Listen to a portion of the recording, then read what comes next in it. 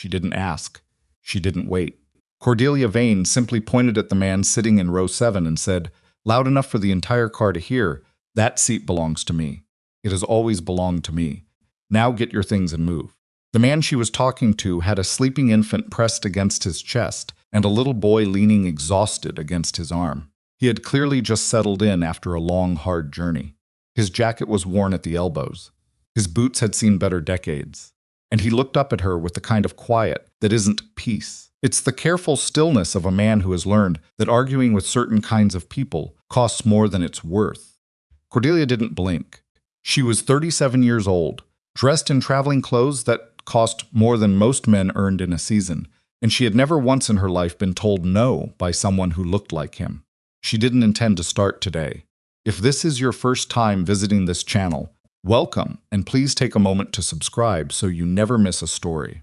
Click the like button if you want to see more, and drop a comment below telling me what city or country you're watching from. I love seeing how far these stories travel. Now let's find out what happened next. The westbound train out of Dodge City had been running since early morning, and by the time it reached the second stop at mid-afternoon, the passenger cars were loud and close and smelled of coal smoke and damp wool. Most of the seats had filled within the first hour. Travelers heading toward Colorado, toward whatever version of a fresh start the Western Territories still offered people who needed one. Rourke Madigan had boarded at the first stop with a canvas bag over one shoulder, a 4-month-old girl pressed against his chest, and an 8-year-old boy walking so close to his left leg that the child nearly tripped him twice on the platform stairs. He hadn't slept more than 3 hours the night before. He hadn't eaten since morning. The arm holding Maisie had been aching since before dawn, and he was quietly calculating he could keep her settled before she woke and needed feeding again. Wade, walking beside him, had his small jaw set in that particular way he'd developed over the past 4 months, the look of a boy who understood that something permanent had changed in his life and had decided, without anyone telling him to, that he was not going to cry about it in public. He was 8 years old. He had his mother's eyes and his father's stubbornness, and right now he was carrying the family's second bag without being asked. "Papa," Wade said, scanning the car as they moved through it, "there's seats in the back." "I know," Rourke said. "We're not going to the back." Wade looked up. "Why not?" "Because I paid for row 7. Rourke shifted Maisie slightly, feeling her stir against his collarbone. "Man pays for something. He takes it." The cushioned seats in row 7 were near the middle of the car, not the finest accommodation on the train, but a world away from the hard wooden benches at the rear. Rourke had spent the last of the cash he'd kept separate from the ranch money on this ticket. The ranch money, all $4.60 of it, was folded into his boot, and it was supposed to last them until he drew his first week's wages from the cattle outfit in Pueblo that had written him a letter 3 weeks ago offering work. He'd sold his horse to make the journey possible, a good sorrel gelding he'd had for 6 years. He was not going to sit in the back. Row 7 had a window seat and an aisle seat. Rourke settled Wade into the window seat and sat beside him with Maisie, and for exactly 4 minutes everything was manageable. Wade pressed his face against the glass and watched the platform. Maisie made a small sound against Rourke's chest and settled again. Rourke let his eyes close for just a moment and felt the day's exhaustion press down on him like a physical weight. Then the car door opened, and the temperature in the room seemed to change. It wasn't that Cordelia Vane made noise when she entered. It was that everything around her seemed to adjust the way people straighten slightly when someone of obvious consequence walks in, the way heads turned and then quickly looked elsewhere, the way the conductor, who had been moving toward the rear of the car, stopped and reversed direction to intercept her near the front. She wore a deep charcoal traveling coat with a collar that probably cost more than Rourke's saddle had. Her hat was dark and fitted. She carried nothing herself. A young woman in plainer clothes followed 2 steps behind her, carrying a leather case and a folded blanket. Rourke didn't watch her for long. He had no particular interest in wealthy women on trains. He looked back down at Maisie. He heard the footsteps stop beside him. "Excuse me," Cordelia said. Rourke looked up. She was looking at him the way you look at something in the wrong place, not with hostility exactly, but with the calm certainty of someone who intends to correct a simple error. "You're in my seat," she said. Rourke glanced at the ticket folded in his breast pocket. "I've got a ticket for row 7. "I'm sure you do," Cordelia said, in a tone that suggested she had already decided his ticket was a minor inconvenience. But I travel this line every season, and I have always sat in this row. The conductor will confirm it. I'm sure he will, Rourke said, and his voice stayed even. But a habit isn't the same as a reservation. Something moved across Cordelia's face, not quite anger, but something adjacent to it. She was not accustomed to being answered that way by men in worn jackets. I have an infant, she said, though she said it the way a person raises a trump card. And I require the window. Rourke looked at the baby sleeping on his chest. He didn't say anything. Cordelia's eyes moved to Maisie. Something crossed her face just briefly, not long enough to call it softness, and then it was gone. I'll ask the conductor, she said. She didn't wait. She moved 2 steps toward the back of the car, caught the conductor's eye, and he came to her immediately. Rourke watched the exchange without being able to hear most of it. He could hear his own name, no, not his name. Just the phrase, the man in row 7, and he could see the conductor glance in his direction, and then glance back at Cordelia with the practiced expression of a man who very badly wants to avoid a confrontation with a Vane. Everyone on the Kansas-Colorado line knew the Vane family. Cordelia's late husband, Edmund Vane, had been the kind of man whose business interests touched every rail contract and cattle agreement between Wichita and Denver. The family name still carried that weight, even 2 years after his death. The conductor came back to row 7, looking like a man walking towards something he'd rather not do. He said, his voice dropping, I wonder if you'd consider. My ticket says row 7, Rourke said. Yes, sir, and the ticket is valid. There's no question of. The conductor glanced back at Cordelia, who was standing in the aisle with her hands folded and her expression patient in the way that dangerous patience can be. Mrs. Vane has an arrangement with the line, not a formal arrangement, not written, you understand, but she's a regular passenger, and her family's relationship with the rail company. She doesn't have a ticket for this seat, Rourke said. No, sir, then I don't see what there is to discuss. The conductor's jaw worked for a moment. He was a man of perhaps 50, with the look of someone who has spent 20 years threading the needle between what's right and what's practical, and right now the needle was threatening to break. Wade had turned away from the window. He was watching the conductor with a focused attention that made Rourke wish, suddenly and sharply, that the boy had kept looking at the platform. Papa, Wade said quietly. Are we in trouble? No, Rourke said. Cordelia had moved close enough now to hear.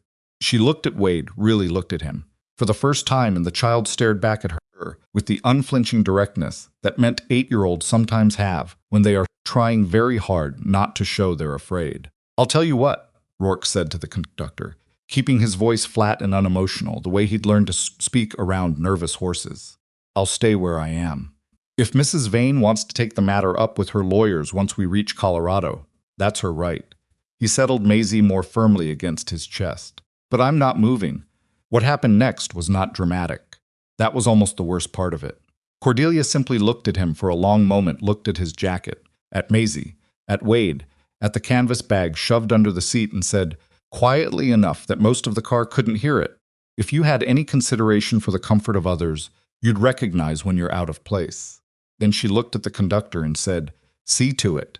And the conductor, who knew perfectly well that Rourke's ticket was valid, who knew there was no policy that obligated this man to move an inch, looked at the floor and said, Sir, I'm going to have to ask you to move to the rear coach. The silence that followed lasted maybe 4 seconds. 4 seconds where Rourke sat completely still, and Wade sat beside him not breathing, and Maisie slept through all of it because she was 4 months old and had no idea what kind of world she'd been born into yet. Rourke stood up. He didn't argue. He didn't raise his voice. He reached under the seat for the canvas bag, tucked it over his shoulder, held Maisie carefully against his chest, and said to Wade in a voice that was very deliberately calm, Come on, son. Wade slid out of the seat. He didn't look at Cordelia. He kept his eyes on his father's back. They walked the length of the passenger car toward the rear, and several people watched them go, and no one said anything. Cordelia settled into row 7. She arranged her coat. She nodded to her companion to take the aisle seat. She looked out the window at the platform, at the passengers, still boarding, at the sky above the station that was just beginning to show the orange of late afternoon. The train shuddered and began to move. Cordelia was warm. She had the window. She had every comfort she'd intended to have. 5 minutes later, she couldn't stop looking at the door to the rear coach. She told herself it was nothing. She told herself she'd done nothing wrong. The seat had always been hers. The conductor had agreed. The arrangement was perfectly reasonable. She had traveled this line a dozen times. She was a Vane. There were certain standards and certain expectations, and the world ran more smoothly when they were maintained. She looked at the door again. A man sitting across the aisle from her, red-faced, well-dressed, the kind of man who wore his money in his posture, leaned slightly in her direction and said, with the satisfied nod of someone sharing a private agreement, "People like that never know their place until you remind them. Good for you." Cordelia looked at him. She didn't answer. She looked at the door to the rear coach one more time. Then she stood up. Her companion looked up at her with an expression of polite confusion. "Mrs. Vane?" "Stay here," Cordelia said. She walked the length of the car, past the red-faced man who was still nodding approvingly, past the conductor who straightened when he saw her coming, and then seemed uncertain whether to block her or let her through. And she pushed open the door to the rear coach. The smell hit her first. Coal dust and old wood, and the particular closeness of a space that wasn't meant to hold many people, but currently held more than it should. The benches were unpainted hardwood. There were no cushions. A family near the front had a crate of chickens making noise under the bench. 2 older men were playing cards on an upturned box. Rourke Madigan was sitting on a bench against the far wall. Wade was asleep against his right side, his small head drooping in that completely boneless way that children sleep when they have finally given up on staying awake. Rourke's right arm was around the boy, holding him steady against the motion of the train. Maisie was still against his chest. She was not sleeping now, she was awake, her small face turned upward, watching the light shift through the dirty window above them. She wasn't crying yet, but the particular way she was moving her mouth suggested it wasn't far off. With his left hand, his only free hand, Rourke was doing something that Cordelia needed a moment to understand. He had his canvas bag open on the bench beside him. He'd removed Wade's boot, the boy's right boot, and was holding it in his lap with the boot propped against his knee. He was working a piece of leather through a small split in the sole, threading it carefully with what appeared to be a needle made from a pin and thread pulled from somewhere. The piece of leather he was using was cut from the back of his own belt. There was a gap now at the back of the belt where the leather was missing. He hadn't noticed her. Wade stirred slightly, made a sound in his sleep, and Rourke shifted his arm and made a low, brief sound, not quite a word. Just a sound, and Wade settled again. Then Wade opened his eyes. He looked up at his father for a moment, blinking in the disoriented way of someone waking in an unfamiliar place. He looked at his father's hands working the leather. Then he looked at the boot. "Papa," Wade said, his voice thick with sleep, "that's your belt." "Part of it," Rourke said. "Your boots'll fall off without a belt. My boots fit tight enough." Rourke didn't look up from the stitching. "Yours don't. You've got another 6 months of growing before this boot fits right anyway, so it needs to hold until then." Wade was quiet for a moment, watching his father's hands. Then he said, in the tentative voice of a child asking something he's been carrying for a while, "Papa, why did that lady make us move?" Rourke's hands paused for just a moment. Then he kept working. "Some people," he said, "put a lot of stock in things. Money, names, where they sit on a train." "She was mean," Wade said. Not with heat, with the flat assessment of a child stating what he observed. "She wasn't at her best," Rourke said carefully. "That's the same as mean." "Sometimes." Rourke glanced at his son. "But you don't know what she was before you saw her on that train. You don't know what made her that way. A man's money doesn't tell you what kind of heart he carries, and a person's worst moment doesn't tell you who they are all the way through." "But she was still wrong," Wade said. Rourke looked at the boot in his hands. "Yeah," he said. "She was still wrong." Cordelia had not moved from the doorway. She had intended to say something, she wasn't sure what exactly. But she had come back here with the half-formed intention of saying something that would make this situation feel less like what it was. She had not expected to stand in a doorway watching a man cut up his own belt to fix his son's boot and tell the child not to hold a grudge. She stepped forward. Rourke looked up. His face showed nothing dramatic, just the calm attention of a man registering that someone new had entered the space and deciding how to feel about it. When he recognized her, something moved through his expression, very briefly, and then it was gone. "Mrs. Vane," he said. "Mr." She stopped. She realized she didn't know his name. She hadn't asked. "Madigan," he said. "Mr. Madigan." She stopped again. What she had planned to say, something measured, something that maintained her dignity while acknowledging the situation, had evaporated completely. What she said instead came out without architecture. "I'd like you to come back to row 7. Rourke looked at her without expression. "Why? Because the seat is yours." She said it quickly, like pulling a splinter. "Your ticket is valid. I was out of line." Wade was looking at her now with the unblinking focus of a child watching something he doesn't quite know how to categorize. Rourke was quiet for a moment. He looked at the boot in his hand, then at Wade, then at Maisie, who chose that exact moment to make her preliminary sounds, the small escalating complaints that preceded genuine crying, in a way that experienced parents recognized the way ranchers recognized weather building on the horizon. "She's going to cry," Rourke said, not to Cordelia exactly, more as an announcement to the general universe.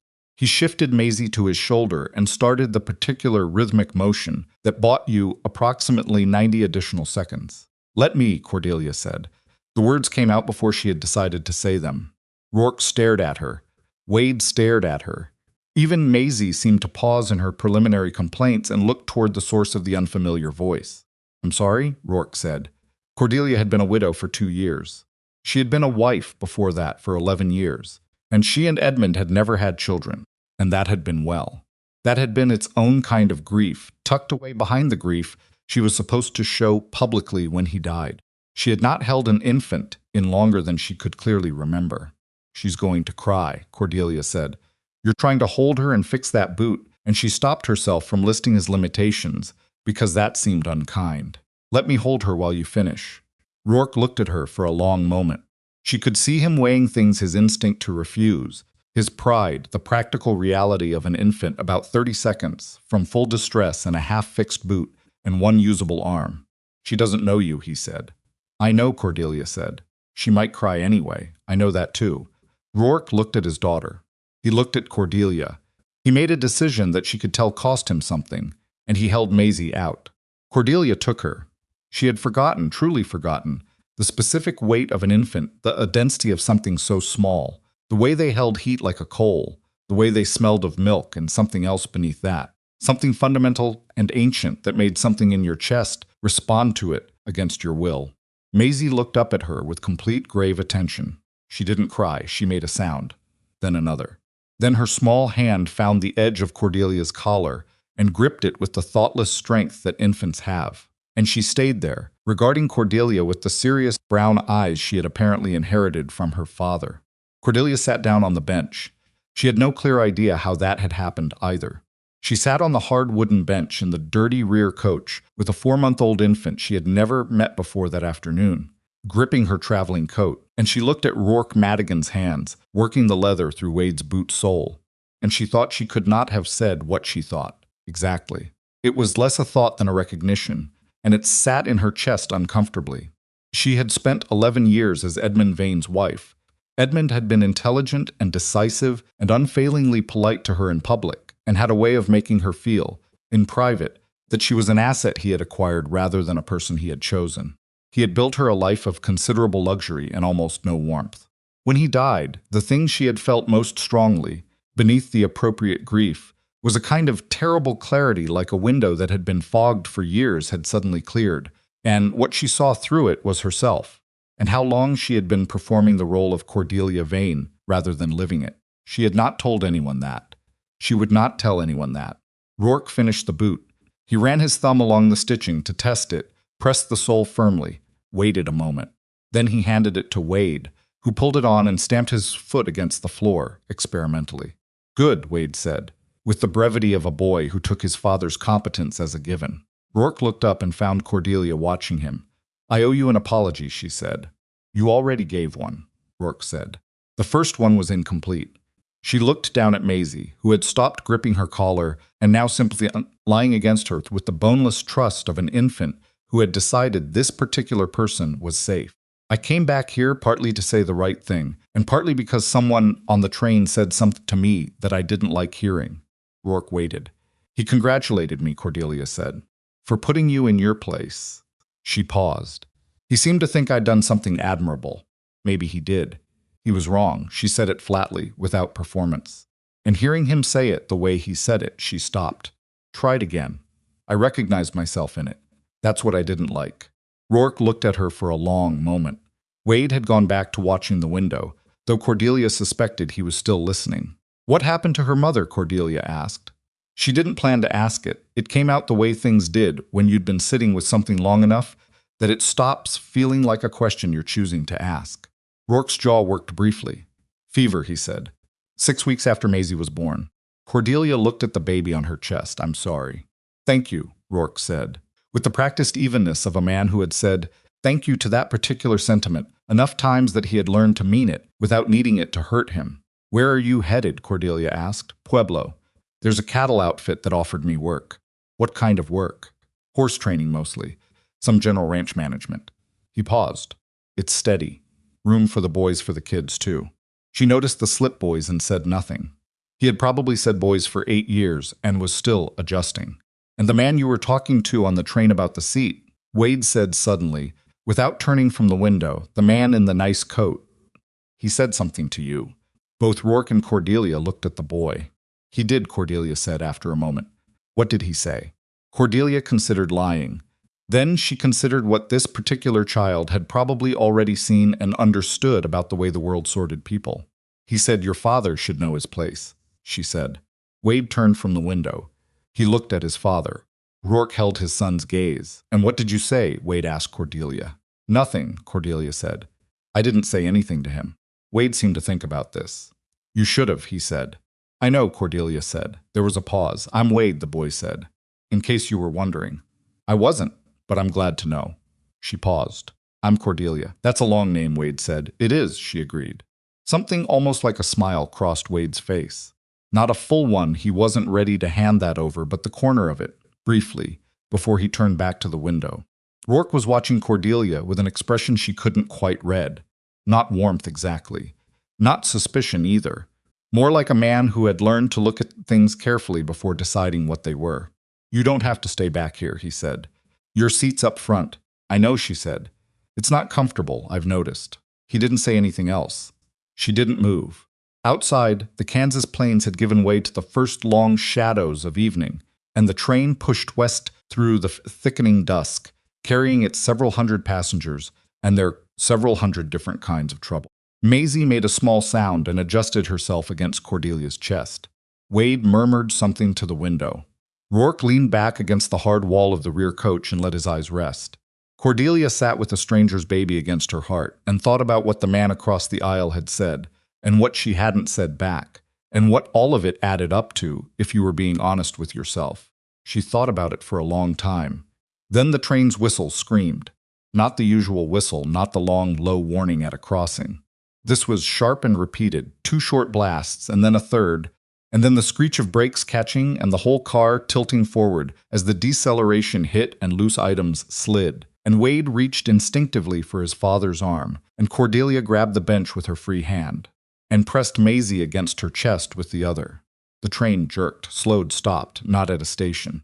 There was no platform outside the window, no buildings, no lamplights. There was flat Kansas grassland going dark in the last of the evening light, and a line of cottonwood trees maybe 200 yards back from the tracks, and in front of those trees, barely visible in the fading light. Riders. Rourke saw them at the same moment Cordelia did. He was on his feet before the train had fully stopped, his hand already on Wade's shoulder, his eyes going to the windows on both sides of the car. How many? He said, and he wasn't asking anyone in particular, he was counting. 6, Cordelia said, because she had been counting too. That I can see. The riders were stopped, not moving, just sitting their horses in a line alongside the track, and even from this distance, even in this light, you could see that several of them had pulled something up over their faces. Papa, Wade said. I see them, Rourke said. Maisie, as if responding to something in the adults that she sensed rather than understood, began to cry. Rourke looked at Cordelia. Something had shifted in his expression. The tiredness was gone, or rather it had been shunted aside and replaced by something alert and very still, the particular quality of a man who has faced situations that required him to think clearly under pressure and learned how to do it. Get down below the bench, he said to Wade. Now, and don't make noise. What is it? Wade asked. Do it now, Rourke said. And Wade, because he was a boy who had spent 4 months watching his father navigate impossible things without falling apart, did exactly what he was told. The door at the front of the rear coach slammed open. The first man through it had a gun already drawn. and a flour sack pulled over his head with rough holes cut for his eyes, and he swept the car once with a look that landed on everyone and settled on no one. "Nobody move," he said. "Nobody talk." In the front passenger car, someone screamed. Rourke looked at Cordelia. She was holding Maisie's against her chest, her hand covering the baby's head, her face very still. Her eyes met his, and in them he saw something that surprised him, not panic, but the controlled breathing of a woman who was frightened and refusing to let it own her. He filed that away. "Your valuables," the man said, moving down the aisle. "All of them. Wallets, watches, anything on a chain. You keep your hands where I can see them, and we'll be done here in 10 minutes. From the front car, more voices. Another gunman, at least 2 of them up there, maybe 3. Rourke tracked the sound, tracked the positions. The man with the flour sack stopped when he reached Cordelia. He looked at her. He looked for a long time, in a way that made Rourke's jaw tighten. Then the man reached up and pulled the flour sack off his head. He was younger than Rourke had expected, maybe 25, with pale eyes and a thin scar running from the corner of his left eye toward his jawline. He looked at Cordelia with the careful recognition of someone who has seen her face somewhere before and is working out what it means. "Cordelia Vane," he said. It wasn't a question. Cordelia said nothing. The young man smiled, not warmly. It was the smile of someone who has just watched his plan double in value. "Boys," he said, raising his voice toward the front of the car, "change of plans." And the look on his face told Rourke that whatever happened in the next few minutes was going to be considerably worse than a robbery. The young man with the scar didn't move right away. He stood in the aisle looking at Cordelia the way a man looks at something he's just realized is worth considerably more than he thought when he walked into the room, and the quality of his attention made the air in the rear coach feel smaller. "Cordelia Vane," he said again, tasting it. "Edmund Vane's widow." He glanced around the car, but checking his angles, then looked back at her. "You know what your husband's estate is worth? I read about it in the Wichita paper. They printed the full number when he died. Thought that was real generous of them." Cordelia said nothing. She had Maisie pressed against her chest, one hand cupped around the baby's head, and she was breathing with the careful deliberateness of someone who has decided that panic is a luxury she cannot afford right now. $40,000, the young man said, answering his own question. "Give or take." That's what the paper said. He tilted his head slightly. "A woman like you doesn't ride this line alone. You've got people back in Dodge who'll pay to have you returned." "You're making a mistake," Cordelia said. Her voice was steady. Rourke noted that. "I've made a few," the young man said pleasantly. "Haven't died from any of them yet." He reached for her arm. Rourke stood up. He didn't plan it as a dramatic gesture. He simply stood, because sitting down while a man put his hand on a woman seemed like the kind of thing you looked back on and couldn't explain to yourself later. He was aware very clearly that he had no weapon, that there were at least 2 more armed men in the front car, that he had a son under the bench 2 feet from him and a daughter in Cordelia's arms, and that the calculation he was making right now was not a good one by any numerical measure. The young man looked at him. "Sit down," he said. The pleasantness was gone. "Let go of her arm," Rourke said. The car was very quiet.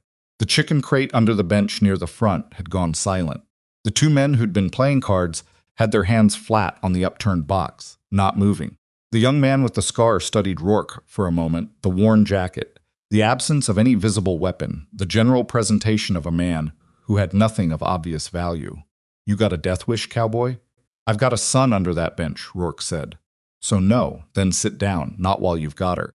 The young man let go of Cordelia's arm, not because he was backing down, Rourke could see that clearly, but because he was recalculating. His eyes moved between Rourke and Cordelia, with the quick assessment of someone deciding which problem to handle first. "Who are you?" he said to Rourke. "Nobody. Nobody stands up to a gun for a woman he doesn't know." "You'd be surprised," Rourke said. From the front car, footsteps. The door at the connecting end of the rear coach swung open, and a second man came through broader than the first, with a red handkerchief pulled up over his nose and mouth, and a shotgun held across his forearms rather than raised, which somehow made it more threatening. "Cass," the broad man said, looking at the young man with the scar. "What's the holdup?" "Change of plans," I said. The young man Cass kept his eyes on Rourke. "We found Cordelia Vane." The broad man went still. Then he looked at Cordelia. "You sure?" "I'm sure." Cass finally looked away from Rourke, back at Cordelia. "We're going to need somewhere to hold her while we make contact with her people. That changes the timeline. You can't take her off the train, Rourke said. Cass looked back at him with what appeared to be genuine curiosity. You really are going to keep talking, aren't you? You take her off this train and you've crossed a line that means federal marshals, not just the county sheriff. You're smart enough to know that. This is still just a robbery right now. It doesn't have to be anything worse. Cass was quiet for a moment. Rourke could see him thinking, actually thinking, weighing the calculation, which meant he wasn't completely reckless, which meant there was something to work with. Your math is off, Cass said finally. $40,000 fixes a lot of federal problems. Only if you collect it, Rourke said. How far are you planning to ride with the Vane family's lawyers behind you and the marshals in front? The broad man shifted his weight. That was something. He was less certain than Cass. Cass's jaw tightened. Last time, Cowboy. Sit down or I put you down. From under the bench, very quietly, came Wade's voice. Papa, just that, just the one word. But Rourke heard everything in it, the fear wrapped inside the trust. The 8-year-old boy who had watched his father navigate hard things and believed, with the uncomplicated faith of a child, that this was another one of them. Rourke sat down. He sat because standing up and getting himself shot was not the same thing as protecting his children, and he was clear-eyed enough to know the difference. He sat, and he breathed, and he looked at Cass with the flat, measuring look of a man who has not conceded anything except the immediate argument. Cass watched him sit. Something moved through the young man's expression, not respect exactly, but its preliminary shadow. He turned back to Cordelia. You're coming with me, he said. If I go with you, Cordelia said, every newspaper between here and Washington will carry the story. The Vane name is known. The legal resources attached to it are considerable. She was speaking carefully, the way Rourke imagined she spoke in boardrooms, measured, precise, offering information rather than emotion. If I walk off this train alive and unharmed, I may choose not to pursue the matter beyond the sheriff's office. If anything happens to me or to anyone on this train, there is no version of this that ends without a hanging. Cass stared at her. That's a real confident speech, he said. It's an accurate one, Cordelia said. She held his gaze and did not look away, and Maisie, pressed against her chest, had gone very still as if she too understood that this was not the moment. What happened next happened quickly and out of order, which was how bad situations usually unfolded, not as a sequence of logical events, but as a simultaneous collision of things that couldn't be managed all at once. The freight car. That was where it started. 3 cars back from the rear coach, separated from the passengers by the baggage car, there was a freight car carrying, among other things, a consignment of cattle bound for a ranch operation outside Pueblo. 12 head of stock, penned loosely in the forward section of the car, already unsettled by the abrupt stop and the unfamiliar sounds and the general tension that animals picked up from their environment the way a weather vane picked up wind. Rourke knew they were there. He had seen the livestock manifest posted at the Dodge City station and had noted it the way a man who has spent 15 years working with cattle notes. These things automatically, the number, the configuration, the likely temperament given the journey time and conditions. He had not thought about them since boarding. He was thinking about them now. What he needed was a distraction, not a prolonged one. Just enough disorder to shift the geometry of the situation, get Cass's attention off of Cordelia for long enough to change what was possible. I need to use the necessary, Rourke said. Cass looked at him. You need to what? The outhouse. The toilet. Whatever this train calls it. He kept his voice flat and mildly embarrassed, because embarrassment was the right register for this request. I've been on this train for 6 hours. Cass stared at him, as if the sheer ordinariness of the request was temporarily short-circuiting his ability to respond to it. You're serious, the broad man said. It's been 6 hours, Rourke repeated. Cass made a disgusted sound. Holt, he said to the broad man, take him to the end of the car. Keep your gun on him. I'd rather go through the freight, Rourke said. The smell in here, you'll go where I tell you to go. Through the freight car, Rourke said, patient as a stone. Or I'll have an accident right here on your timeline. The broad man Holt snorted what might have been a suppressed laugh, and then caught himself. Cass looked at Rourke for a long moment. Then he jerked his head toward the far door. Through the freight. Holt goes with you. You make one move I don't like, and Holt makes a decision neither of us will enjoy. Understood, Rourke said. He stood. He looked at Cordelia. He looked at Wade's foot, visible under the bench, and said quietly, Stay put, son. Yes, sir, came the voice from under the bench, very small. Very steady. Rourke walked toward the far door with Holt 3 steps behind him. What he needed was 30 seconds in the freight car, with those cattle and a latch he could open from the passenger side. He had walked pens in the dark. He had gentled horses that 3 other men had given up on. He knew the specific pressure of a frightened animal where it would move, how fast, what sound it made when it shifted from scared to running. The freight car door was heavy, and he had to put his shoulder into it. Holt came through behind him and pulled it shut. The smell was immediate in close hay and animal, and the warm, humid air of confined livestock. The 12 head were visible in the dim light from the car's vented slats, pressed toward the far wall, ears back, watching the 2 men who had just entered with the collective unease of animals that have been on a train too long and are looking for any reason to express their objections to the arrangement. Holt positioned himself near the door, shotgun ready, watching Rourke with the wariness of a man who is not completely sure he was given the right assignment. Rourke moved toward the back of the car, and then he stopped at the side gate, latch a heavy iron pin that, when pulled, would open the side panel of the freight car onto the tracks. He did not pull it yet. He stood with his hand near it, and he looked at the cattle, and the cattle looked back at him, and he spoke to them in the low, continuous murmur that he had used with frightened animals for most of his adult life. "Easy," he said. "Easy now. What are you doing?" Holt said. "Talking to the cattle." "Stop talking to the cattle. They're going to go through that wall otherwise," Rourke said. "They're already looking for a way out." Holt glanced at the cattle. They had shifted. He could see them shifting, moving forward as a group, ears still flat. "You got 2 seconds, Holt said. "I know," Rourke said. He pulled the latch. The side panel swung outward with a crash that hit the rail bed and threw up a spray of gravel and sparks visible even in the dim interior. The sound, sudden and metallic, and accompanied by the rush of outside air, was exactly the wrong thing to happen in a car full of already frightened cattle. They went. All at once, together, the way panicked animals moved not individually but as a single decision, a wave of 1,500 collective pounds, hitting the penning on the opposite side of the car and blowing it outward.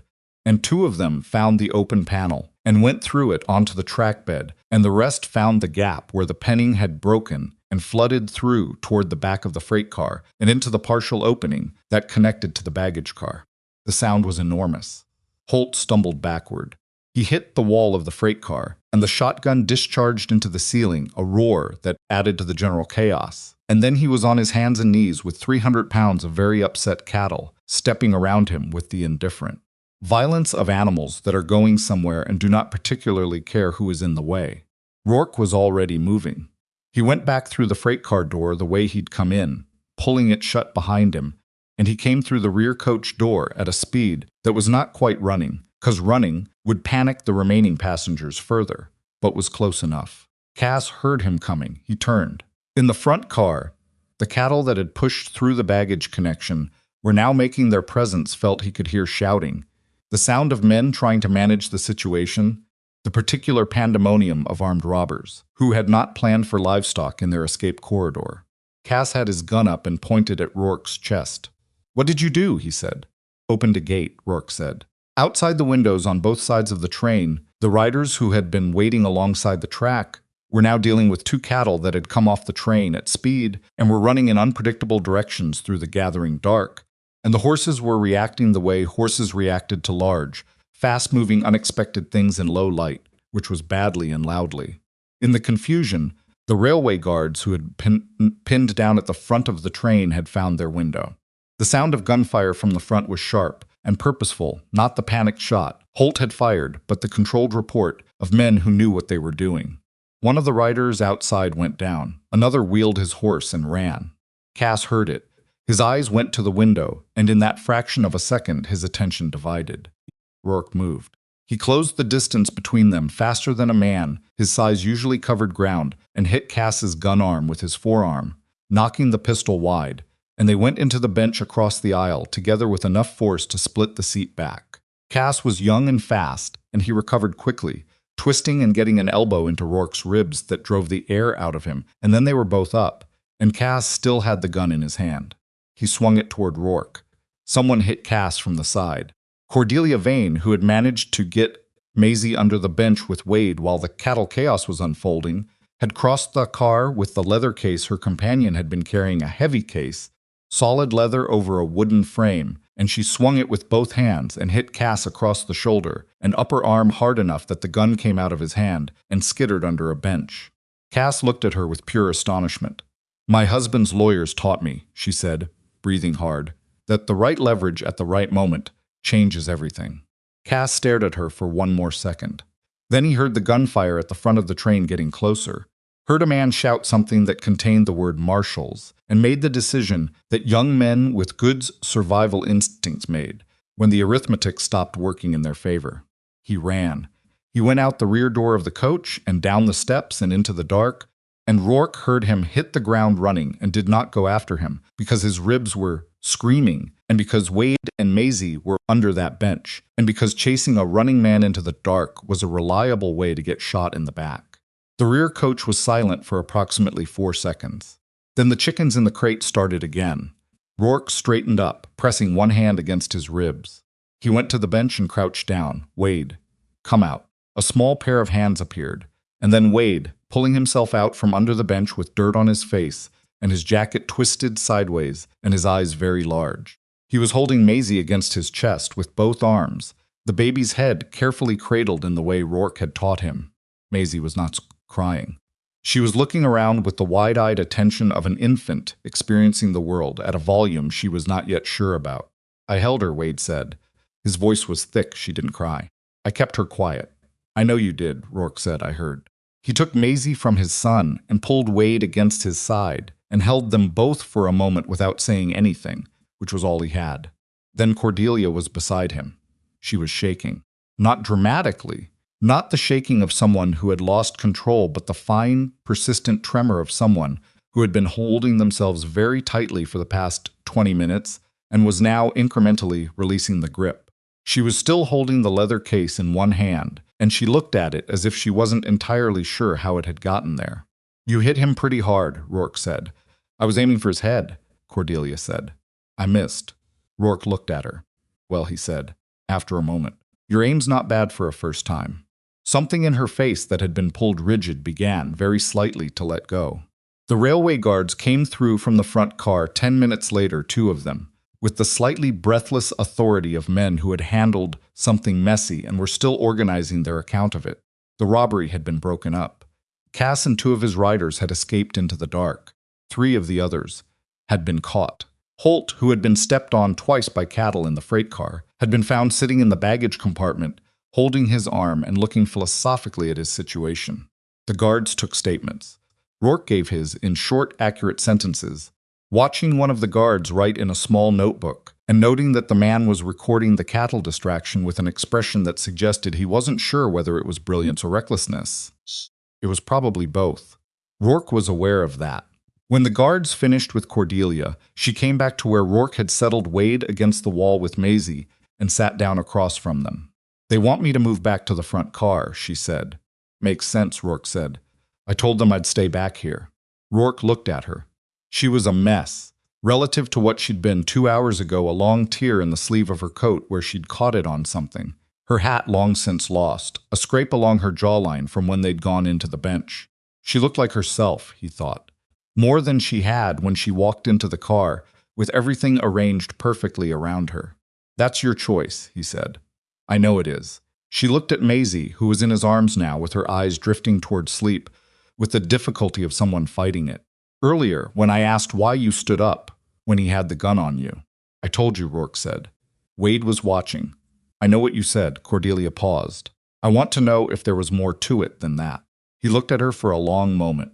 The train had started moving again, slowly at first, and the rhythm of the wheels on the track came back as a low, steady sound beneath everything. "There wasn't a plan," he said. You were there, and he had his hand on you." And he stopped. Started again. "There's certain things you can't sit down for. Doesn't matter what else is going on. Even for someone who treated you the way I did. Even then." He looked at the window at the dark Kansas plain moving past. "I'm not carrying that around with me. Doesn't do anybody any good." Cordelia was quiet for a moment. "My husband," she said, "would have stayed in his seat." Rourke didn't answer. "He was a practical man," she said. It wasn't said with bitterness, exactly, but with the specific resignation of someone who has sorted through a complicated thing and arrived at a simple description of it. He understood risk very well. He would have calculated that interfering was unlikely to improve the outcome. He might have been right, Rourke said. He might have been, Cordelia agreed. She looked at her hands in her lap. But he wouldn't have been the kind of man I couldn't stop looking at afterward. The words came out quiet enough that Rourke wasn't entirely sure he'd heard them correctly. He looked at her. Her jaw was set with the particular stubbornness of a person who has said a true thing and has decided not to take it back, even though they're not sure they meant to say it out loud. He looked away. The silence between them was not uncomfortable, which surprised him.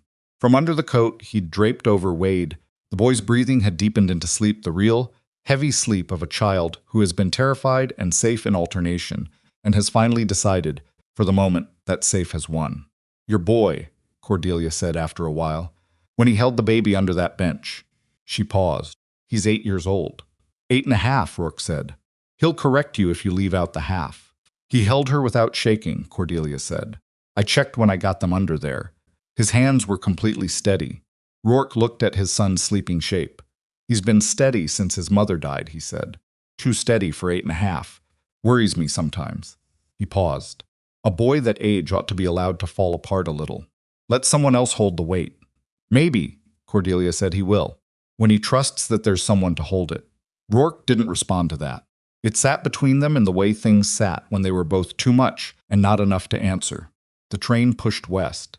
Outside, the Kansas darkness had the particular completeness of prairie dark, no town lights, no farmhouse windows, just the flat, enormous night and the stars that came out over it in numbers that always surprised people who had spent too long in cities. Cordelia, who had spent the better part of 2 years in very well-lit rooms, looked out at them without speaking for a long time. I have a property in Colorado, she said eventually. Rourke glanced at her. Edmund left it to me, a ranch. Several thousand acres outside Pueblo. She looked at her hands again. It hasn't been operational in 3 years. The previous management ran it into the ground, and after Edmund died, his business partners advised me to sell. Said the land was worth more divided than whole, and the cattle operation was too far gone to save. What did you do? Rourke said. I didn't sell, she said. I don't entirely know why. They were probably right from a financial standpoint. She paused. But it was the one thing Edmund left me that had actual dirt on it. Everything else was paper contracts, shares, accounts. That ranch was the only thing I could physically walk on. She stopped. That probably sounds foolish. It doesn't, Rourke said. She looked at him. Land you can walk on is different from money you can spend, he said. Most people who've never been broke don't know that. But you can't stand on a bank account. Cordelia was looking at him with an expression he couldn't quite read in the dim light of the rear coach. Not calculation, not sympathy. Something more like recognition. You know cattle operations, she said.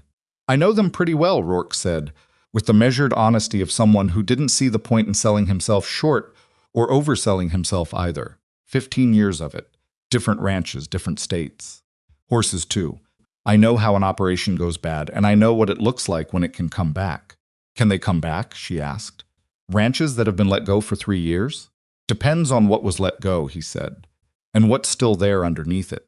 Cordelia looked at him steadily. Would you want to see it? Rourke was quiet for a moment. He looked at Maisie in his arms, at Wade's sleeping shape. I've got a job waiting in Pueblo, he said. The cattle outfit, she said. Yeah. She said nothing. She looked at the window. Rourke looked at the window, too. He thought about the letter in his bag, the one from the Pueblo outfit, the one that described room for 2 children and steady wages and the kind of work he knew how to do in his sleep. He thought about the horse he'd sold. He thought about the $4.60 in his boot. He thought about a woman who had taken his seat on a train and then sat on a hard bench in the worst car and held his daughter against her chest through a robbery without dropping her or falling apart. Maybe, he said, I could look at it before I decide anything. Cordelia didn't smile. She simply nodded, once, with the contained satisfaction of a woman who had made a point without needing to make it loudly. Maybe, she said, that's enough for now. Outside, the last of Kansas slid past, and the first long grade toward Colorado began under the wheels, and the train climbed toward it steady and slow, carrying its passengers into whatever came next. Rourke sat back against the hard wall and closed his eyes for a moment, not sleeping, just resting the particular kind of rest that a man takes when the worst is over and the next hard thing hasn't started yet. He was aware of Cordelia across from him, of her measured breathing, of the small weight of Maisie against his chest, and the warm, solid presence of his son against his side. His ribs hurt, his arm ached from the elbow he'd taken in the scuffle. The rear coach smelled of coal dust and frightened chickens, and the specific residue of a situation that had been closer than he liked. He was alive. His children were alive. The woman across from him, who an hour ago he had thought was the worst kind of wealth, the kind that didn't remember. It was people it was looking at, had swung a leather case at a man with a gun and told him she'd been aiming for his head. He was not sure what to make of any of it. He decided for the moment not to make anything of it. There would be time for that. There would be Colorado, and whatever waited there, and the slow work of figuring out what was true and what was just the compressed emotion of a very long evening on a very hard bench. For now, there was just the train moving west, and his children breathing, and the dark. That was enough. That was for the moment more than enough. They reached Pueblo just after noon the following day. The station was smaller than Dodge City's a single platform, a timber-framed depot building with peeling paint on the south-facing wall, and a water tower that needed attention. The mountains were visible from the platform, gray and white against the November sky, closer than Rourke had expected. He stood on the platform with Maisie on his shoulder and Wade beside him and looked at them for a moment before he picked up the canvas bag. Wade looked up at the mountains too. "They're big," he said. "Yeah," Rourke said. "Bigger than I thought." "Most things are," Rourke said. "Come on." Cordelia had her own arrangements at the station, a man in a dark coat waiting with a buggy, the leather case recovered and returned by the guards before they disembarked. Her companion, fussing with luggage in a way that suggested the past 18 hours, had tested the woman's professional composure considerably. Before she stepped down from the platform toward the buggy, she stopped. "The Vane Ranch," she said to Rourke. "It's called the Crossbar. 14 miles northwest of here, off the Fountain Creek Road. If you find the cattle position isn't what the letter described," she paused. "Come and look at the land before you decide anything permanent." "You said that last night," Rourke said. "I'm saying it again in daylight," she said, "in case it sounds different." He studied her for a moment in the flat November light. She looked tired. The scrape on her jaw had gone slightly purple overnight, and her traveling coat was beyond saving. And she had not tried to do anything about either of these things, which he noted. "I'll keep it in mind," he said. She nodded once, and turned, and walked toward the buggy, and didn't look back. He watched her go for exactly as long as it took Wade to tug his sleeve and say, "Papa, can we get something to eat first?" "Yeah," Rourke said. "We can do that." The cattle outfit's office was on the main street, a block from the depot.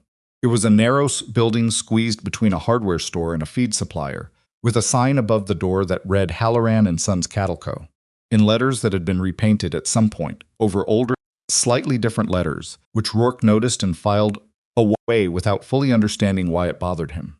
The man behind the desk introduced himself as Garrett Halloran Jr. He was perhaps 30, with his father's name, and Rourke gathered within the first 4 minutes very little of whatever qualities had built the operation in the first place. He was polite enough. He shook Rourke's hand. He looked at Wade and at Maisie in Rourke's arms with the expression of someone encountering a complication he hadn't budgeted for. "The letter mentioned accommodations," Rourke said. "For myself and 2 children. "Yes," Halloran said about that. He straightened some papers on his desk that didn't need straightening. "There have been some developments since the letter was sent. The operation we've had to consolidate. The winter herd is smaller than anticipated, and a couple of our contract arrangements fell through in October." And he stopped.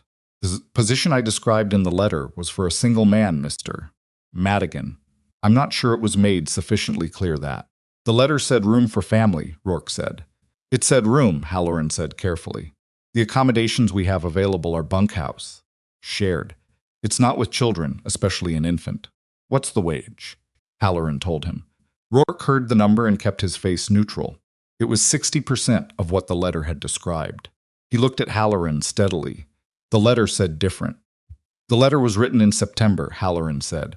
"October was a hard month." Rourke sat for a moment. He was aware of Wade on the chair beside him, quiet, watching the exchange with the focused attention he brought to anything involving his father navigating something difficult. He was aware of Maisie on his lap, who had decided this was an acceptable moment to pull at his collar button with the single-minded persistence she applied to small objectives. What happened to the operation? Rourke said. Halloran shifted in his seat. I told you. We consolidated, not the accommodations, Rourke said. The operation, the herd numbers, the contract losses. What happened? A pause. We overextended. How far? Halloran looked at the papers on his desk. We're carrying debt on 3 sections of land that didn't produce as expected, and a contract with a Denver buyer that fell through in September. We're managing. But it's a lean winter. Rourke looked at him for a long moment. I sold my horse to get here, he said. He said it without heat, without accusation, just laid it on the desk between them like a fact that belonged in the room. I have $4.60, 2 children, and a job offer that's turned into something different from what was described to me. Halloran had the grace to look uncomfortable. I understand. I'm sorry for the I should have written sooner. But the position is still available, Mr. Madigan. It's just smaller than what was described. Rourke stood up. He picked up the canvas bag. He settled Maisie against his shoulder. He looked at his son and said, Wade, let's go. Wade stood without questions. They walked out into the November air and stood on the boardwalk outside Halloran and Sons Cattle Co. And Rourke looked up the street and down the street, and then at the mountains in the northwest, and breathed. Papa, Wade said. Give me a minute, Rourke said. He stood with the mountains in front of him and the collapse plan behind him and thought about what was in his boot and what was in his bag and what he actually knew how to do. He thought about a woman on a train platform 14 hours ago talking about a ranch that hadn't been operational in 3 years. He thought about what he'd said to her. Depends on what was let go and what's still there underneath. He thought about that for approximately 45 seconds. Come on, he said to Wade. Where are we going? To find a livery. I need to rent a horse. We don't have enough money to rent a horse and eat both, Wade said, with the particular precision of a child who has been paying close attention to financial realities. I know, Rourke said. We'll eat after. The livery operator, a broad woman named Calla Struck, who ran the place with her teenage son, and a skepticism toward strangers that Rourke found entirely reasonable, rented him a bay mare for $2 on a half-day basis after he demonstrated, in her corral, that he knew what he was doing with horses. She let him leave the canvas bag and Wade in her care with the directness of a woman who had made this kind of arrangement before and didn't require explanation. Boy can help muck the east stall if he wants something to do, she said. He wants something to do, Rourke said.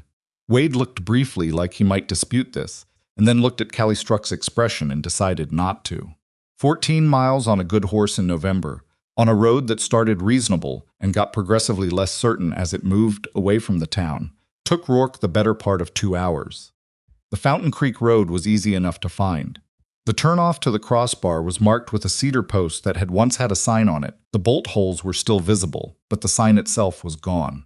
He found the ranch by following the fence line, which was still standing in most places, though it had been repaired with different materials in different decades, and had the patchwork look of something kept functional through stubbornness rather than plan. He stopped the horse at the ridge above the property and looked at it. The main house was sound.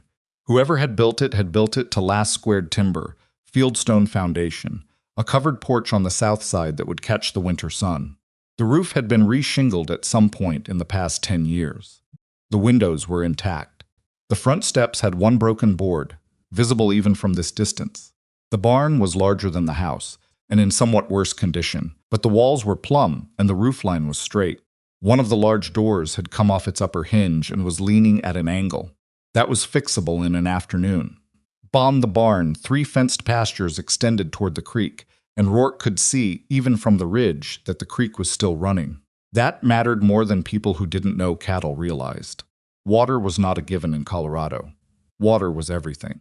The pastures were overgrown. 3 years of ungrazed grass had gone rank and thick in places, thin in others where the soil had different properties. But the fencing was mostly intact, and the wells he could see, 2 well housings from the ridge, were still standing. He looked at it for a long time. Then he rode down. The house was unlocked, which told him something about the last people to leave it. Either they had left in a hurry, or they had not expected to be gone long. The inside was cold and smelled of must and old wood ash, but it was dry. No water damage on the ceilings. No rot on the floors that he could detect walking carefully through the main rooms. Someone had left a cast-iron stove in the kitchen that was in better condition than the one Rourke had cooked on for the past 3 years of ranch work. He stood in the main room and looked at the fireplace and the windows and the proportions of the space. He tried not to let himself think about it as a place where a person could live, because it was getting ahead of himself considerably, and he was a man who had learned the hard way not to count on things before they were real. He went back out and walked the pastures. He checked the wells, one dry, one producing clean water with a pump that needed new leather seals but was otherwise functional. He walked the creek bank for a quarter mile and looked at the grass on both sides. He dug his heel into the soil near the south fence and looked at what came up. Then he stood at the creek with his hands in his pockets and let himself think clearly. The land was not ruined. That was the thing the investors had gotten wrong, or perhaps right, from their perspective, because a ruined property sold differently than a neglected one, and the difference mattered to people making decisions from desks in Denver. What the Crossbar had was 3 years of neglect and a cattle operation that had been mismanaged before it was abandoned. The bones were there. The water was there. The soil was there. What it needed was someone who knew what to do with those things. He rode back to Pueblo. He found Cordelia's hotel on the main street, the only one in town that matched what he'd have guessed about her requirements, and left the horse at the post outside and went in. The man at the front desk looked at Rourke's jacket and Rourke's boots with the professional neutrality of someone trained to manage his expressions, and said that Mrs. Vane was in and would he leave a card. "Tell her it's Madigan," Rourke said. From the train. 3 minutes later, he was in the hotel sitting room. Cordelia came down the stairs, still in traveling clothes, because she apparently had not yet managed to change them, and her hair was somewhat less arranged than it had been, and the bruise on her jaw had gotten more definitive since morning. She stopped at the bottom of the stairs and looked at him. "You went," she said. "I went," he said. "And?" He sat across from her in one of the chairs by the window and told her what he'd seen, and he told it straight, not dressed up, not minimized. The dry well and the functional one. The hinge on the barn door. The grass condition in the south pasture versus the middle pasture. The stove in the kitchen. The creek. She listened without interrupting, which he appreciated. "The investors are wrong about the land," he said when he'd finished. "It's not ruined, it's neglected, which is different. A neglected operation can come back, a ruined one can't." He paused. "But coming back takes time, and it takes the right kind of work. And it takes someone who's going to be there when the first winter is hard and still be there when the second spring comes around." "You're describing yourself," she said. "I'm describing what the land needs," he said. "Whether that's me is a different question." Cordelia looked at her hands. "What would you want? If it were you, if there were an arrangement." "I'm not interested in wages," he said. "I've had wages. Wages mean you work for someone until they decide the situation has changed, and I can't afford another situation that changes." She looked up. "I want a stake," he said, "a real one. Not money up front. I know you'd be taking the risk on the investment and the land, and I'm not asking you to carry me on top of that, but a documented share of the operation that grows as the operation grows. Something that's mine in a way that a job never is." "A partnership," Cordelia said. "A business partnership," Rourke said, with enough precision that the modifier was clear. "With terms written down by someone who knows what they're doing legally. Not a handshake." She looked at him steadily. "My husband's associates would tell me this is a very poor decision." "Probably," Rourke agreed. "Your husband's associates advised you to sell land that isn't worth selling. How's their track record?"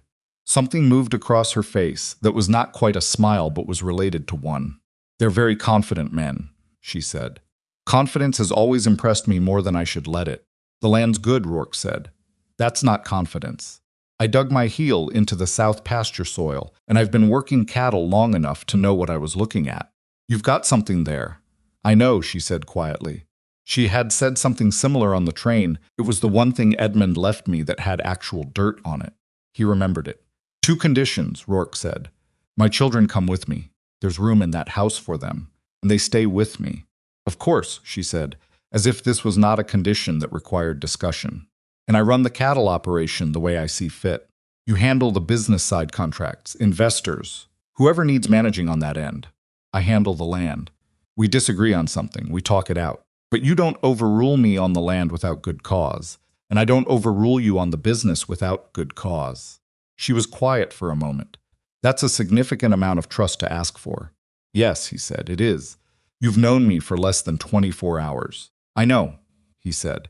But I watched you hold my daughter through a robbery and swing a leather case at a man with a gun, and you didn't drop either." He paused. "I've worked with people for years who wouldn't have done either one. I'll take what I can observe over what I've had time to verify." Cordelia looked at him for a long time. "I'll need to speak to my attorney," she said. "The terms should be written properly." "Agreed," he said. "It will take a week, maybe 2. I'll find day work in town," he said. The livery operator seemed like she could use the help. Cordelia almost said something, then stopped, then said it anyway. "You could stay at the crossbar while you're waiting. The house is livable, you said so yourself. You'd be comfortable with that?" "I wouldn't have offered if I wasn't." She said it with a directness that he had come to recognize as her particular honesty, not warmth exactly, not warmth yet, but its prerequisite. He thought about his $4, and the cost of a hotel room, and the livery fees, and the bay mare waiting at the post outside, and he thought about the kitchen with the iron stove, and the south-facing porch, and the creek that was still running. "All right," he said. They settled into the crossbar 3 days before the formal partnership agreement was signed. Rourke knew walking in that it would be harder than it had looked from the ridge. He was right. The first week was the kind of thing that either settled a man's doubts or confirmed them. He found that the south well was not simply dry, but had a collapsed casing 12 feet down, which meant it wasn't just a matter of new seals, it meant digging. He found that one of the fence lines he'd assessed as mostly intact had a section along the north boundary where the posts had rotted at the ground line and were being held up largely by the wire's tension and optimism. He found that the barn roof, which had looked straight from the ridge, had a section above the east lean to where the shingles had been laid improperly, and water had been getting in for years, leaving rafters that needed replacing before any animal could safely shelter beneath them. None of this was fatal. All of it was work. Wade, who had spent the summer watching his father hold things together through sheer persistence, fell into the rhythms of the ranch with the adaptability of a child who had moved enough to know that a new place was not a worse place, just an unknown one that required paying attention. He helped where he could, and stayed out of the way when he couldn't, and asked questions with the thoughtful frequency of someone genuinely trying to understand, rather than simply fill silence. Maisie, who was not yet 5 months old and had no opinion about collapsed well casings or rotted fence posts, was beginning to recognize faces. She tracked Rourke when he moved across the room. She had started in the past week to track Cordelia, too. Cordelia came to the ranch on the 5th day to review the preliminary partnership documents with Rourke and her attorney, a thin, careful man named Aldous Briggs, who had made the trip from Denver and who looked at the property and at Rourke and at his client with the measured concern of a man who has advised against something and understood that he is not going to be listened to. They sat at the kitchen table with the documents between them, and Briggs walked through each section in the precise language of someone who wanted. It understood that he was doing his job thoroughly, even if he thought the job was a mistake. Rourke read each section himself. Cordelia watched him read. Briggs, watching them both, said to Cordelia, in a moment when Rourke had stepped outside to check on Wade, had read, "You understand that this arrangement is highly irregular." "I do," Cordelia said. "The man has no documented assets, no property. No professional references I've been able to verify in the time available." "He has 15 years of working cattle operations," Cordelia said, "which is more verifiable than most of the things my husband's associates assured me of when they told me to sell this land." Briggs pressed his lips together. "I simply want to ensure you're considering this with full clarity." "Mr. Briggs," Cordelia said, "I held this man's infant daughter during a train robbery and watched him walk into a freight car with one of the robbers with no weapon and come back 3 minutes later, having scattered the gang's horses across half of Kansas. My clarity is fine." Briggs was quiet for a moment. "I see," he said. "Write it properly," Cordelia said. "That's what I need from you." When Rourke came back inside, they finished the review, made 2 adjustments that Rourke had specific language concerns about, and signed. What followed the weeks that came after the document was real, and the partnership was a fact rather than a conversation, was not the beginning of anything easy. Rourke had told Cordelia the land was not ruined. He had been right. He had not told her because it would have sounded like false comfort, and he didn't deal in that not ruined was still a very long way from good. He worked from first light until after dark most days, pushing the repair work as far as he could before the real cold set in. The collapsed well casing was a 2-week job alone. He hired 2 men from town day laborers who knew the work and drove the project from inside the excavation, which was not how a man with a management position typically operated, but which got it done 2 days faster than it would have otherwise. Cordelia showed up on a Tuesday while he was still inside the well shaft. "I thought you were managing," she called down. "I am," his voice came up.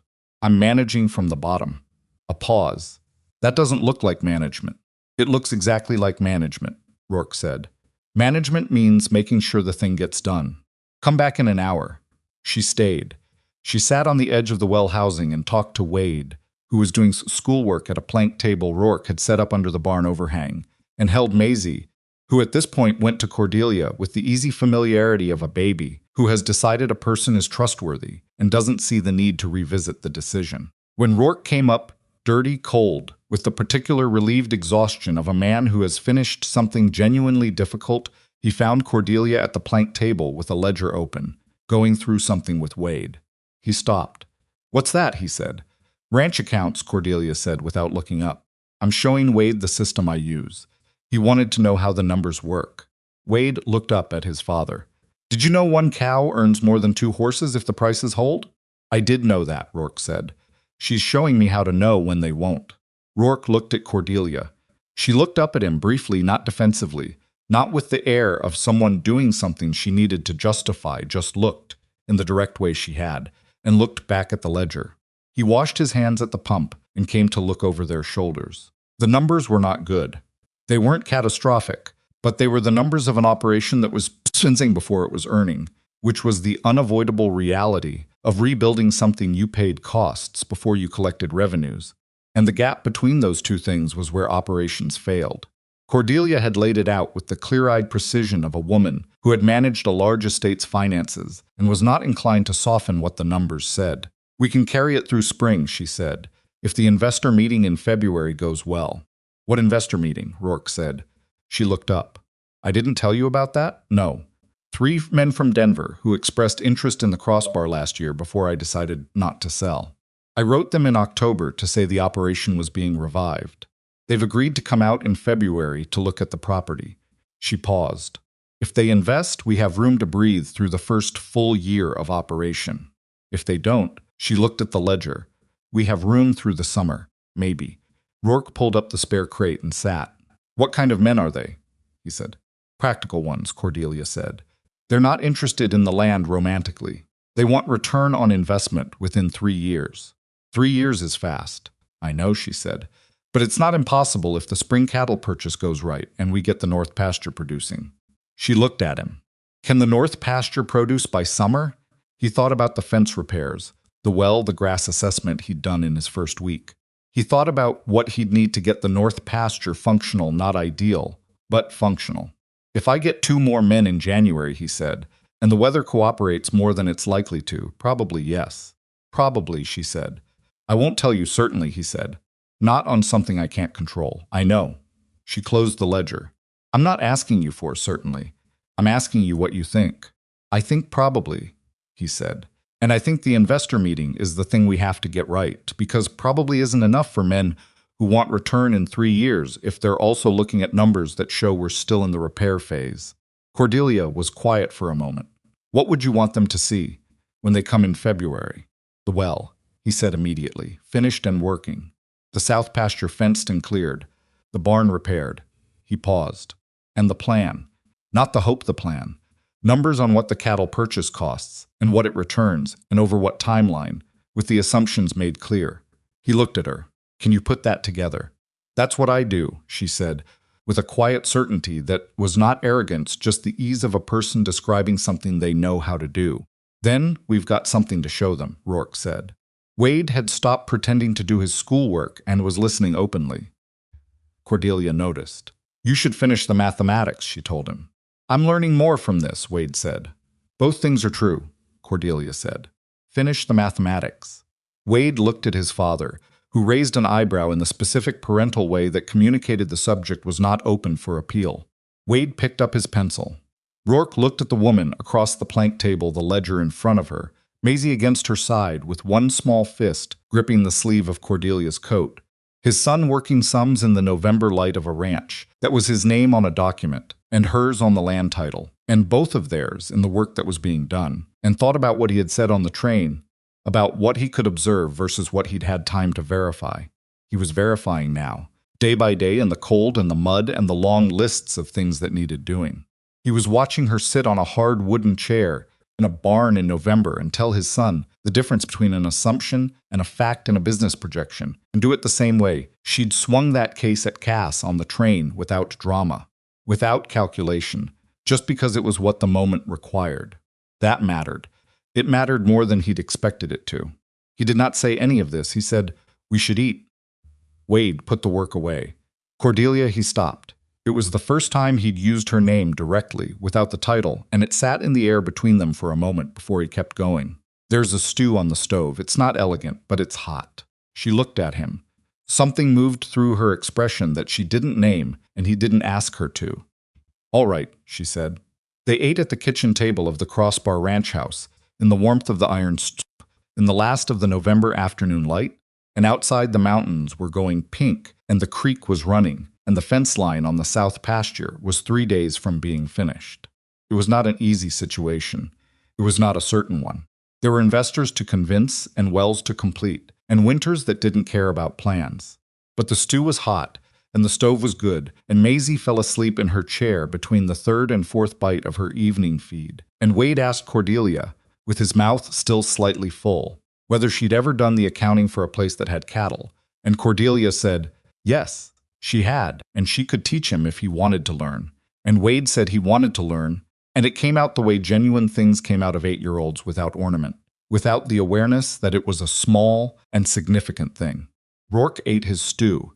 He did not say what he was thinking, because it was too early for it, and because a man who had sold his horse and his last good plan to get here on a letter that turned out to be worth less than the paper it was written on, understood something about counting things before they were real. He was not going to count this. Not yet. But he sat with his children at the table in the house on the land that his name was on, and he looked at the woman teaching his son the difference between an assumption and a fact, and he thought, this might be the thing. He might be wrong. He'd been wrong before, but he thought this might be it. December came in hard and stayed that way. The first real cold hit the Crossbar in the second week of the month, not the manageable November cold that slowed work but didn't stop it, but the genuine Colorado winter that arrived without apology and made every outdoor task cost twice what it should. The ground froze to a depth that made post setting impossible, which meant the north fence repair went on hold, which meant the north pasture stayed unusable, which meant Rourke's timeline shifted, and he spent 2 days recalculating what could still be done before the February investor visit and what couldn't. He didn't like what the recalculation told him. He was at the kitchen table with a pencil and a sheet of paper when Wade came in from feeding the horses, one of the 2 horses Rourke had acquired in November through an arrangement with Callie Struck at the livery that involved 3 weeks of weekend work in exchange for a partial credit toward purchase, and stood at the door stomping snow off his boots with the practiced efficiency of a boy who had been told about this particular indoor-outdoor transition enough times to have internalized it. It's getting worse out there, Wade said. I know, Rourke said. The water in the trough is starting to freeze at the edges. I know that too. Rourke looked at his paper. Put an extra blanket on the gray. She feels the cold more than the bay. Wade went back out without further comment. He was 9 now. His birthday had come and gone in December, with a cake that Cordelia had appeared with on a Tuesday, unexpectedly, carrying it from town wrapped in cloth against the cold, which was not something Rourke had asked her to do or expected her to do. Wade had looked at the cake, and then at Cordelia, and then at his father with an expression that was 9 years old and complicated, and then he'd said, thank you in the direct, unperformed way. He said most things. And Cordelia had said, you're welcome in the same register, and that had been the extent of the ceremony. It was a good cake. That mattered to Wade more than he let on. Rourke looked at his numbers. The investor meeting was 8 weeks out. What he had to show them was good but not complete. The south well was working. The south pasture fence was done. The barn was structurally repaired, and the east lean-to-rafter issue had been addressed before the real cold made it impossible. The house was weather-tight. The livestock plan, the projected cattle purchase for spring, the grazing rotation, the estimated returns over 3 years, was on paper in Cordelia's precise hand with the numbers checked and rechecked. What he didn't have was the North Pasture. And the North Pasture was the difference between a ranch that was promising and a ranch that could actually carry the herd size the investor projections assumed. He stared at the paper for a while. Then he put the pencil down and pulled on his coat. Cordelia came on Thursdays, usually, sometimes Wednesdays. She had kept her rooms at the Pueblo Hotel through the winter, which was the practical arrangement and the right one. And she came to the ranch to review the accounts and the progress, and to sit at the kitchen table and argue productively with Rourke about which problems to solve in which order. These arguments, he would not have called them arguments to her face, but that was what they were, had become one of the fixed features of the week. She was right about some things, and he was right about others, and they had both gradually learned to identify which category a given disagreement fell into before pressing too hard. She arrived on Wednesday that week, which meant something was on her mind. She came in from the cold and took off her coat and looked at Rourke's face and said, "What happened?" "Nothing happened," he said. "The North Pasture's going to be behind schedule." "How far behind? I'm not sure yet." "The ground's frozen." "I can't set posts in frozen ground." Cordelia sat down. She had her satchel with her. She always had the satchel, which contained the ledger and the correspondence, and whatever other material she was working through. She did not open it. "The investors are coming in 8 weeks," she said. "I know when they're coming," Rourke said. "If the North Pasture isn't functional." "I'm aware of what it means," he said. They were quiet for a moment. Maisie was in the other room in the wooden crib Rourke had built in November from lumber he'd salvaged from the broken barn door, sleeping through the mid-morning, with the untroubled commitment of a baby who had not yet learned that problems existed. Wade was at the school in town. Rourke had arranged this in December, finding a schoolhouse 2 miles toward Pueblo, where a teacher named Mr. Okafor ran a class for the ranching family's children 3 days a week. Wade had gone with his jaw set in the way that signaled he was prepared not to like it, and had come home on the 3rd day talking about something he'd learned about river systems and had not stopped. "Tell me what you need," Cordelia said. Rourke looked at her. "What?" "For the North Pasture. What do you need that you don't have?" "Men? Equipment? Money? Tell me what the problem actually is, and we can figure out whether there's a solution." "The problem is frozen ground," Rourke said. "Money doesn't unfreeze it." "No," she said. "But what would you do if the ground weren't frozen? Walk me through it." He looked at her for a moment, and then, because she was asking the right question, he walked her through it. The posts that needed setting, 43 of them, along the north and east boundaries. The wire that was already purchased and sitting in the barn. The gate hardware. The time it would take 2 men working straight through to get the fence line functional once the ground softened. "When does the ground soften?" she said. "Typically." He thought about it. "This elevation. This far west late February at the earliest. More likely March." "The investors come in mid-February," she said. "Yes. So we can't show them a functional North Pasture." "No." She was quiet. He could see her, thinking the particular quality of her stillness when she was working through something, different from the stillness of someone who had given up. "What can we show them?" she said. "The rest," Rourke said. "Everything else is real. The water's working, the South Pasture's fenced, the barn's sound, the cattle plan is solid." "But the cattle plan assumes the North Pasture," she said. "It does," Rourke said. "Then they'll see a plan that requires something we can't currently demonstrate." "Yes." He paused. "Unless we show them the plan and the timeline together, with the ground thaw as a documented variable that affects both." Cordelia looked at him. "You want to tell them up front that part of the plan is dependent on weather." "I want to tell them the truth," Rourke said. "These are practical men. You said so yourself. A plan with honest variables is more convincing than a plan that looks perfect and falls apart under the first question." Cordelia was quiet for a moment. Then she said, "Briggs will say we're showing weakness." "Briggs would rather we showed them nothing and waited," Rourke said. "He said as much." "He has," she agreed. "Is he right?" She thought about it honestly, which he'd come to understand was something she actually did thought about things honestly, rather than looking for confirmation of what she'd already decided. It was not a common quality. "No," she said finally. "He's right that it's a risk.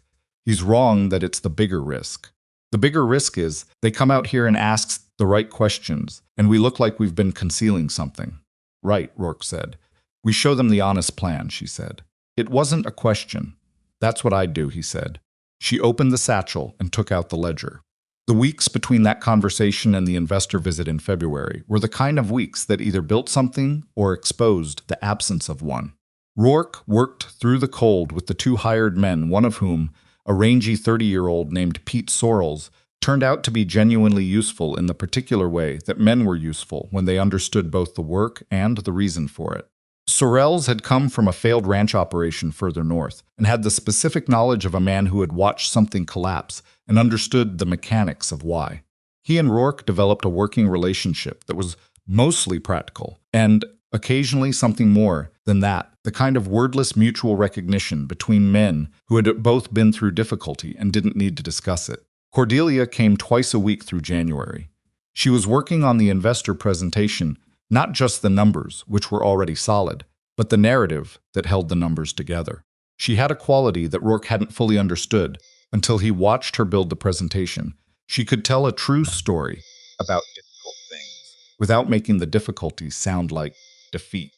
She framed the collapsed well and the frozen pasture and the 3 years of neglect as evidence of what had been required to get the property to this point, rather than as problems that still existed. It was accurate. It was also the difference between an investment that looked like a rescue and one that looked like an opportunity. Where did you learn to do that? Rourke asked her one evening, watching her add a section to the document. She looked up. Do what? Tell a story about a hard thing and make it sound like the hard thing is the point. She thought about it. Edmund, she said after a moment. Not from him directly, from watching him. He was very good at it. She paused. He used it to obscure things sometimes. I'm trying to use it differently. Rourke nodded. He didn't push further.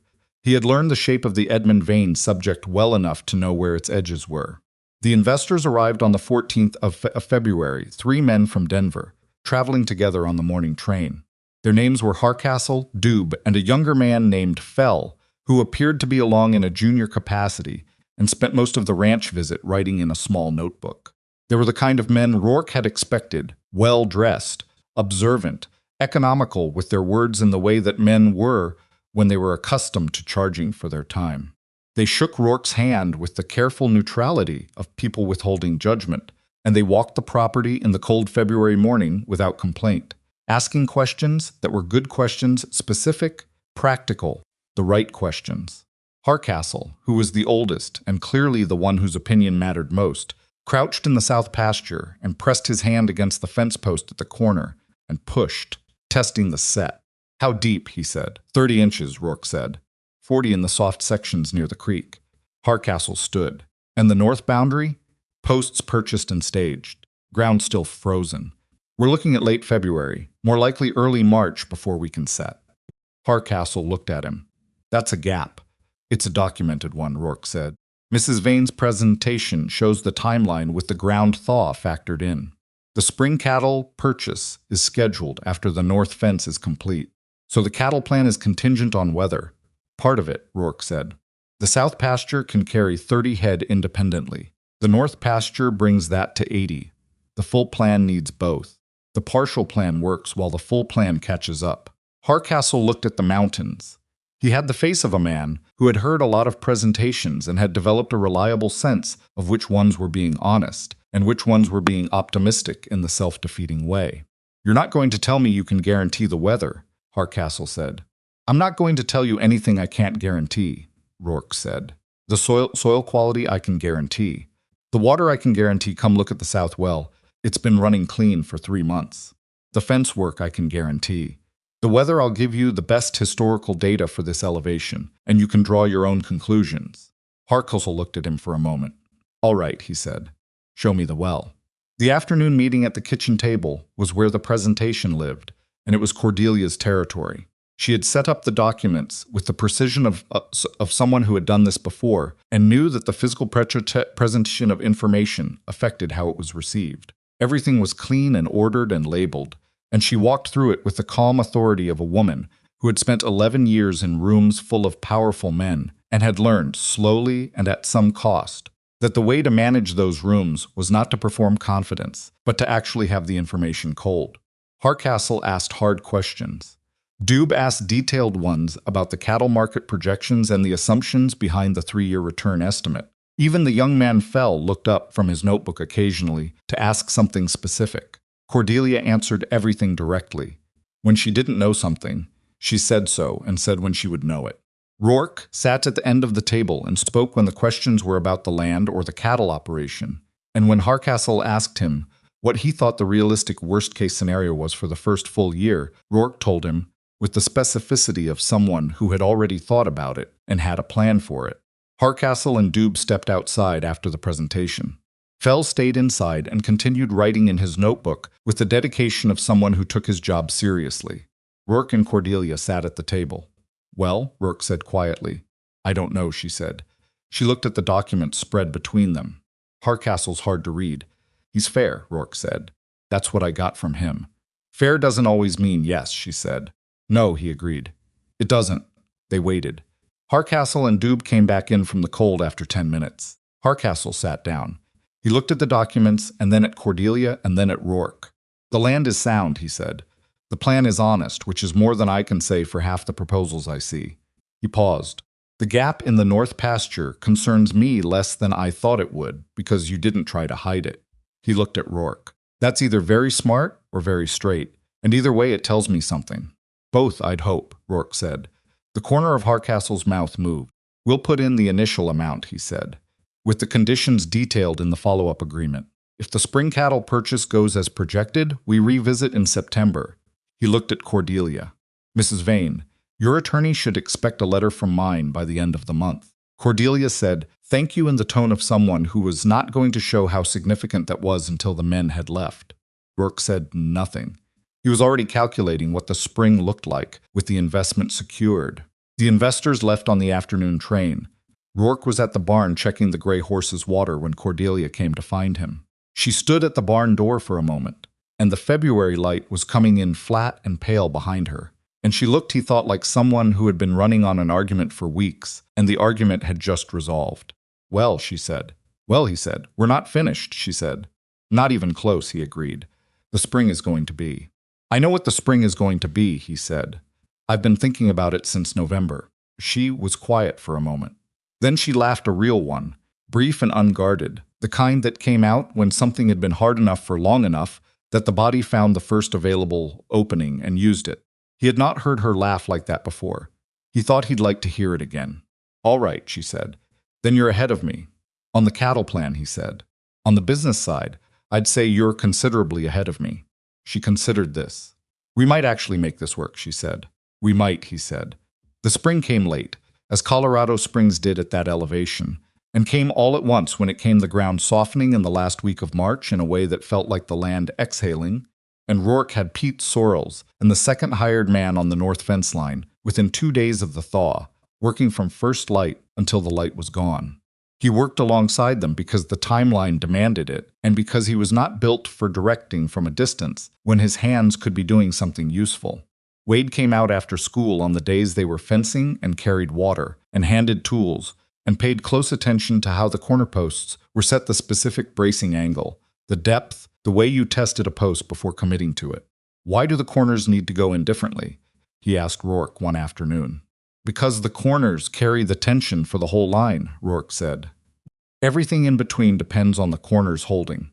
You put a weak corner post in, the whole fence leans eventually." Wade thought about this, like how the north well matters, even though there's already one in the south. Rourke looked at his son. "Exactly like that. Cordelia explained it," Wade said. "About backup systems." She said a good plan has corners. Rourke went back to the post he was setting. "She's not wrong," he said. The north fence was complete by the second week of April. Rourke walked the entire line the morning after they finished 4 miles of fence, end to end, in the early April cold, and found 3 spots that needed an additional staple, and 1 post that hadn't gone in quite plumb and would need to be reset before it caused problems. He marked each one and went back to fix them before he called the line done. Sorrells, who had watched this process, said to Rourke as they were walking back, "Most men would have called it done yesterday." "Most men would be resetting posts in 6 months," Rourke said. Sorrells nodded. It wasn't an argument. The cattle purchase happened the 3rd week of April. Rourke had spent the previous 6 weeks corresponding with 3 sellers, comparing stock, negotiating terms that were favorable, without being aggressive in a way that created bad relationships. He settled on 42 head from 2 sellers, a mix of ages and temperaments that matched the pasture rotation plan, and gave the herd the structural balance it needed to grow without outpacing the land's capacity. He went to collect them with sorrels and the second hand, and he was gone for 5 days. When he came back, 42 cattle moving up the Fountain Creek Road toward the crossbar, sorrel's riding point, Rourke at the back, reading the herd's mood the way he read most things. Carefully and without hurry, Cordelia was at the gate. She had not planned to be at the gate. She had come out to look at the north pasture fence, which she hadn't seen completed yet. And she had heard the cattle before she saw them, and she had walked to the gate and stayed there. Rourke saw her when the herd was still a quarter-mile out. He didn't signal anything. He brought the cattle through the gate the way you did it, steady. No noise, no sudden movements, letting them find the space rather than pushing them into it. And when the last one was through, and sorrels had the gate, he walked his horse back to where Cordelia was standing. She was looking at the cattle in the south pasture. 42 head, moving across the grass in the particular loose way of animals that have been traveling and have found somewhere they can stop. They're real, she said. Were you expecting something else, he said. I don't know what I was expecting, she said. I've been looking at that plan for 6 months. Numbers on paper. She watched the cattle. They're real. Rourke got down from his horse. He stood beside her at the fence, and they watched the cattle together. And he was dirty and tired in the bone-level way of a man who had been moving livestock for 5 days. And she had apparently come out without her coat, because she'd only planned to look at the fence and had ended up standing in the April wind for longer than she'd anticipated. And she had her arms crossed against the cold. He shrugged off his jacket and put it around her shoulders. She didn't protest. She pulled it closer. How are the children, he said. Maisie took 3 steps yesterday, Cordelia said. He went completely still. She was in the kitchen, Cordelia said, and she was holding the chair leg, and she let go and took 3 steps toward the stove and then sat down very deliberately, as if she'd made her point. She paused. Wade saw it. He yelled for me, and then he picked her up and told her she was the best baby in the county. Rourke was quiet for a moment. I wasn't here, he said. No, she said.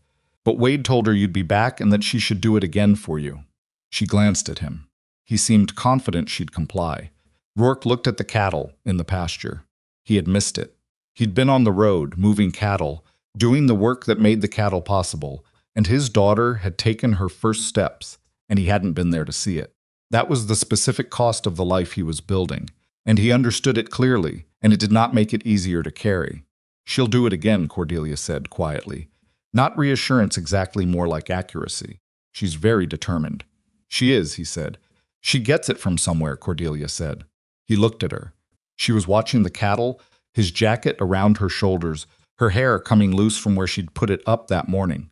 And the April wind was doing what April wind did, and she looked, he thought, like someone who had stopped performing and was just standing somewhere she'd decided to be. Cordelia, he said. She looked at him. He didn't have words organized. He had never been a man who organized words carefully before he said them. He said what was true and let it land where it did. What was true right now was complicated enough that he wasn't entirely sure where to begin. I should have been here, he said. For the steps. You're building what makes the steps possible, she said. That's a generous way to see it. I'm not being generous, she said. I'm being accurate. She paused. You said that to me once. On the train, about the seat. She looked at him steadily. I'm trying to learn it. He held her gaze for a moment. He thought about the train. Row 7 and the cushioned seat and the way she'd pointed at him in front of a full car and said, that seat belongs to me. He thought about how far that seemed from this fence line, from this woman standing in his jacket in the April wind, watching the cattle that were his name on a document and her land underneath them. You've learned a lot of things, he said, that you didn't come out here knowing. So have you, she said. What have I learned? She thought about it. That there are some problems money can solve, she said, and some it can't. And knowing the difference matters more than being right about which one you're dealing with. He looked at the cattle. That's fair, he said. I thought so, she said. They stood at the fence until the light started changing, and then Rourke went inside to find his daughter, who was in the kitchen, gripping the chair leg with great concentration, and who, when she saw her father come through the door, released the chair and took 4 unsteady steps toward him before sitting down with the same deliberate quality Cordelia had described, as if she had made a point and was satisfied with having made it. Rourke sat on the kitchen floor and held her for a long time. Wade, at the table, watched this with a kind of quiet attention he brought to things that mattered, and did not say anything, which was the right instinct. That evening, after Cordelia had eaten and gone back to town, and the children were settled, Rourke sat on the south-facing porch in the dark and looked at the pasture, where the cattle were somewhere out there in the black, making the sounds cattle made when they were calm and unhurried. He sat there for a while and thought about the summer that was coming and the September check-in with Hardcastle and all the work between now and then. He thought about the north pasture opening up and what the herd would look like by fall and whether the numbers Cordelia had projected were going to hold. He thought about a woman standing in his jacket at the fence. He thought, not yet. It's too early, he thought, but it's not nothing. He sat with that and the night air and the sound of 42 cattle on his land, and it was enough. It was, right now, genuinely enough. The summer went the way hard work sometimes did not easily, not without setbacks, but forward. Always forward if you kept your head and didn't stop. The north pasture opened in May and took the second rotation of cattle without problem. The grass came up better than Rourke had projected, which he attributed to the 3 years of rest the land had gotten, however unintentional that rest had been. He told Cordelia this on a Thursday evening while she was reviewing the May accounts, and she looked up and said, "So the neglect was an asset." And he said, "I wouldn't go that far. But the land had time to recover from whatever the previous operation did to it, and she wrote something in the ledger margin that he didn't ask about. By July, the herd was settled, and the operation had the feel of something that had decided to exist, not prospering yet, not by a long measure, but stable in the specific way that things were stable when the foundations were right. Rourke could feel the difference. He had worked enough failing operations to know what instability felt like from the inside, the constant sense of patching rather than building, the way problems generated other problems. What the crossbar felt like now was different. The problems were still there, because problems were always there, but they were the manageable kind, the kind that had solutions. Maisie learned to walk properly in June. She had been taking experimental steps since April, adding 1 or 2 at a time with the methodical approach of someone running trials, rather than attempting something emotional. And by June, she had committed to the upright position, with the full conviction of a 14-month-old who has decided this is how things are going to be now. She walked everywhere. She walked into things. She walked off the porch step twice in one afternoon and cried briefly each time, and then got up and did it again, which Wade observed with the clinical interest of a 9-year-old who found his sister's stubbornness scientifically interesting. "She doesn't learn from it," Wade told Rourke. "She's learning to get back up," Rourke said. "That's the lesson she's working on right now." Wade considered this. "Is that a good lesson?" "It's the first one," Rourke said. "Everything else comes after." Cordelia, who had been present for both porch step incidents, and had on each occasion restrained herself from catching Maisie because Rourke had given her the look that communicated the restraint was intentional and important, had said afterward privately, "That was very hard to watch." "I know," he said. "She could have hurt herself." "She could have," he agreed. "But she didn't, and now she knows the step is there." Cordelia had been quiet for a moment. "You do this with the cattle too," she said. "Let things find their limits before you intervene." "Usually," he said. "Some things you catch early. Some things need to find out for themselves." She had looked at him in the way she sometimes did the direct, considering look that he had come to understand was not judgment but genuine attention, the expression of a woman who was actually listening rather than waiting for her turn. "How do you know which is which?" she said. He thought about it honestly. "You don't always," he said. "You make the best call you can and you live with it." August arrived, and with it the blizzard that nobody had adequately prepared for. It came from the northwest on a Tuesday, which was an ordinary enough morning cold for August, but not impossibly so. The kind of morning that made you think the summer had peaked and fall was beginning its preliminary negotiations. By noon, the sky had changed color in a way that Rourke recognized and didn't like, and by 2 o'clock the wind had the particular edge to it that he associated with weather that was not going to be polite about its arrival. He got the horses in first. Then he went to find Sorrels. "North pasture," Rourke said. Sorrels looked at the sky. "How bad?" "Bad enough," Rourke said. They had 26 cattle in the north pasture, on the far side of the creek, which in normal conditions was a minor inconvenience, and in a serious storm was a significant problem. The creek crossed between the north pasture and the barn, and if the storm was severe enough, the crossing would become dangerous before they could get the animals back. They went. Rourke and Sorrells, and the second hand, a young man named Birch, who was 22 and strong and learning fast, and they pushed the north pasture cattle toward the creek crossing in the early afternoon while the storm was still building, and they got 22 of them across before the weather made the decision for them. The remaining 4 cattle were on the wrong side of the creek. The water had come up faster than Rourke had seen it come before, which told him something about what was happening upstream, and the crossing that had been manageable at 2 feet was now running at 4 and rising, with ice coming off the mountains in chunks that moved at speed and hit anything in the water with enough force to matter. "We leave them," Sorrells said. He was not wrong. Losing 4 cattle to weather was painful but survivable. Losing a man to weather was different. Rourke looked at the 4 animals on the far bank. They had found a rise in the terrain and were standing on it, close together, which was the right instinct. The high ground would keep them above the worst of the rising water. If the storm passed fast enough, they had a chance. "They'll hold if the rise holds," Rourke said. "And if it doesn't?" Birch said. "Then they don't," Rourke said. "Come on." They came back to the barn cold and wet, and the storm hit in full about an hour later, the kind of hit that made the barn walls shudder and sent Rourke to check the roof on the east lean-to twice, because he had replaced those rafters himself and needed to know they were doing what he'd built them to do. They were. The roof held. Cordelia arrived at 8 o'clock in the evening.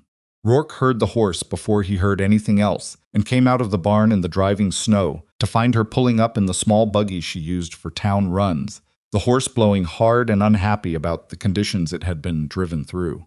"What are you doing here?" he said. He was not gentle about it. "I heard the storm coming in," she said, getting down from the buggy. "I wasn't going to sit in a hotel room." "You drove 14 miles in a blizzard," he said. "The road was passable when I left," she said. She had the tone of a woman who understood she'd taken a risk and was not going to perform regret about it, but was also not going to pretend it had been straightforward. "How bad is the herd?" He looked at her for a moment. She was cold. He could see it in the set of her jaw, the way she was managing her hands, but she was not falling apart about it. She had driven 14 miles in bad weather to be somewhere useful instead of sitting somewhere comfortable, and that was, he did not have a simple name for what that was. 4 in the north pasture, he said, on the rise above the creek. We couldn't get across to them. Her jaw tightened. Are they going to hold? I think so. The rise is solid ground. If the water doesn't come up further than I think it will, they'll be standing in the morning. And if it does, then we deal with it in the morning, he said. Right now I need to get your horse inside. He took the horse.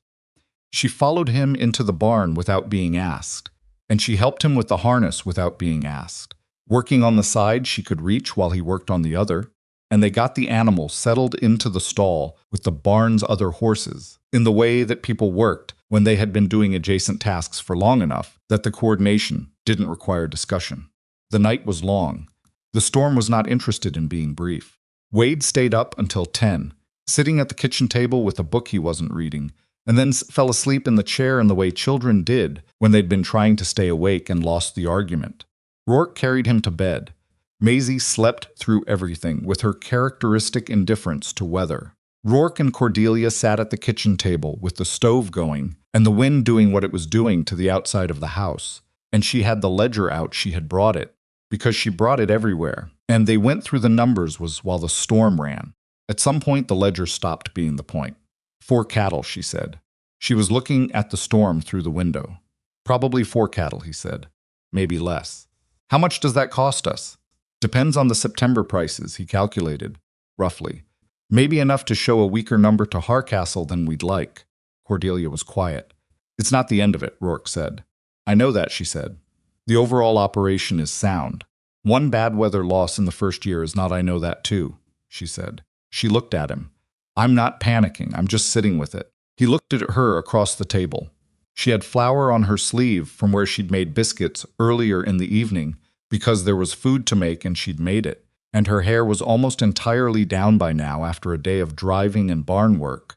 And she was looking at him with the expression she had when she was telling the truth, without organizing it first.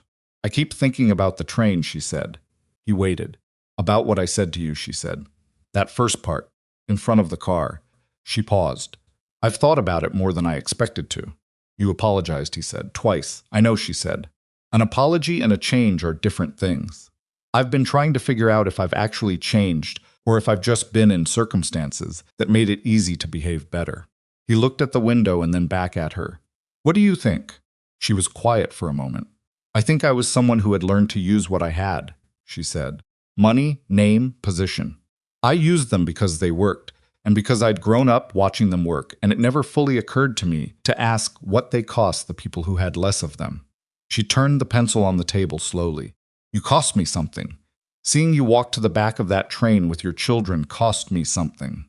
Good, he said. She looked at him sharply. Not because I wanted you to feel bad, he said. Because things that don't cost anything don't change anything. She held his gaze. Is that how you think about things, she said? In terms of what they cost. I think about what's true, he said. And what's true is that most real changes have a price. You either pay it and come out different, or you find a way around it and come out the same. You're not particularly comforting, she said. You've never seemed to need comforting, he said. You need things to be straight. She looked at him for a long time. Yes, she said, I do. The storm broke around 3 a.m. Rourke knew because the particular quality of the silence changed the way silence, after a storm, felt different from silence before one, filled with a different kind of potential. He went out at first light. The creek had come up. He could see that from the north fence gate the normal bank was submerged, and the water had spread into the lower section of the north pasture, dark and cold and carrying debris from upstream. But the rise, the natural elevation, where the 4 cattle had been standing the previous afternoon, was above the waterline. He crossed at the upper ford, which was manageable in the morning light, and found them. 3 of the 4 were standing. Cold, irritated, hungry, but standing. The 4th had gone down during the night, not to the water, but to the cold. She was an older cow, one of the ones he'd taken at a discount from the second seller, because he'd thought she had 1 or 2 good years left. He had possibly been right about that, but last night had decided otherwise. He stood there in the cold morning and looked at her and felt the specific weight of a loss that was not catastrophic and was still a loss. Then he went back and told Cordelia. She was at the kitchen stove when he came in, making coffee with the purposeful efficiency of someone who has been up since before light, but has decided to be useful about it. She heard his boots and turned. She read his face. 1, she said. 1, he confirmed. She turned back to the stove. She was quiet for a moment. The other 3? Cold and angry. They'll be fine. She poured the coffee. She set a cup in front of him, when he sat down and sat across from him with her own, and they drank in the specific silence of people who have been through something together and are still in the aftermath of it and don't need to fill the space. Then she said, We write it up accurately for Hardcastle. Yes, he said. 1 weather loss in year 1, she said. With the circumstances documented. He said he wanted honesty. He did, Rourke said. Then that's what he gets, she said. He looked at her across the table and thought about the September meeting and the numbers and the honest accounting of a difficult night, and he thought about something else that had been sitting with him for a while now, through the fence work and the cattle purchase and the spring and the summer and the long evenings at this table with the ledger between them. He set down his cup. Cordelia, he said. She looked at him. I want to buy my share, he said. She was still. The partnership gives me an earned stake that grows with the operation, he said. But I want to buy the initial share with money I've earned. I've been putting aside what I can since April. It's not the full value, I know that, but I want to put real money against it, not just labor. She looked at him steadily. You don't have to do that. The terms, I know what the terms say, he said. This isn't about the terms. It's about what I need it to be. She was quiet. I can't be here the way I want to be here, he said, if I didn't pay my way in. Not with your money. Mine. He held her gaze. I need you to understand that. She looked at him for a long moment. Then she said, How much do you have? He told her the number. It was not a large number. It was what a man could save in 5 months working the hours he worked with 2 children to provide for and a ranch to build. It was real money that he had earned with his hands and his knowledge, and his willingness to be inside a well shaft when that was what was needed. All right, she said. I'll draw up an amendment with Briggs. I said all right, she said. I heard you the first time. He nodded once. She looked at her coffee cup. Then she looked at him again. When you say you want to be here the way you want to be here, she said carefully, what does that mean? The kitchen was quiet. Outside, the aftermath of the storm was doing what aftermath did, the slow drip of melt, the sound of the creek still running higher than normal, the particular brightness that came after snow. It means, Rourke said, that I've been thinking about more than the partnership. She held his gaze. For a while now, he said, I've been thinking that what we've built here is real. The work is real, the land is real. He paused. You're real. Not the woman on the train, I mean, that was you too. But he stopped. He was not good at this. He had never been good at this, and he knew it, and he was going to do it anyway, because that was the only way it got done. I mean, the woman who drove 14 miles in a blizzard because she wasn't going to sit somewhere comfortable while something was happening that mattered. Cordelia's face had gone very still. I mean, the woman who showed my son how ranch accounts work and told him a good plan has corners, he said. I mean, the woman who held my daughter on a hard bench in a rear coach during a robbery and didn't drop her. He looked at her directly. I've spent a year watching what you do when things are difficult, and it's told me more about you than 11 years told you about Edmund Vane. The silence that followed was not empty. It was the kind of silence that had weight and direction. That's a significant thing to say, Cordelia said. Her voice was even, but something underneath it was not. I know, he said. I've been carrying it for a while, and I'd rather set it down. She looked at the table, then at the window, then at him. I'm not an easy person, she said. I noticed, he said. First day. I have opinions about how things should be done. You do, he said. Some of them are right. Some, she said. More than some, he said. Enough. She was quiet for a moment. I don't know how to do this, she said. And it came out with the particular rawness of an admission from someone who was not in the habit of admitting things. I was married for 11 years to a man who wanted a partner in the social sense. A presence. I don't know what it looks like to build something with someone who actually she stopped. Who actually what, he said. She looked at him. Who actually sees me, she said. Not what I come with, not the name or the land, me. I see you, he said. It was simple. He didn't dress it up. She held his gaze for a long time. Then she said, very quietly, all right, Rourke. Not yes to a specific question. Not a declaration. Just, all right, which was between two people who dealt in accuracy rather than ornament enough. It was the beginning of a yes, and they both knew it. The September meeting with Hardcastle went the way honest meetings went, not perfectly, but well. Hardcastle received the storm loss report without drama. He asked the right questions about how the decision to shelter in place had been made, and Rourke answered them straight, and Hardcastle made a note and said the loss was within acceptable variance for a first-year operation in Colorado weather, and the overall numbers were sufficient to confirm the continued investment. Doobie asked whether the projections for year 2 had been revised given the storm. Cordelia answered him with the revised numbers, which she had prepared the week before, and the assumptions behind each revision, and Doob nodded through it, with the expression of a man who found the presentation adequate, which from Doobie was apparently the highest available praise. They left on the afternoon train. Rourke watched the buggy carry them toward town from the south pasture gate, where he was doing a post inspection. Sorrells came up alongside him. How'd it go? Fine, Rourke said. We keeping the investors? For now, Rourke said. Ask me again in the spring. Sorrells nodded and went back to work. Fall came in the way Colorado Falls did at that elevation, clear and cold and beautiful, in the particular way of things that were going to kill you if you weren't paying attention, with a quality of light in the afternoons that made everything look more permanent than it was. The aspen on the ridge above the crossbar went yellow in October, and Wade, who had developed an interest in the natural world, that Rourke thought had something to do with Mr.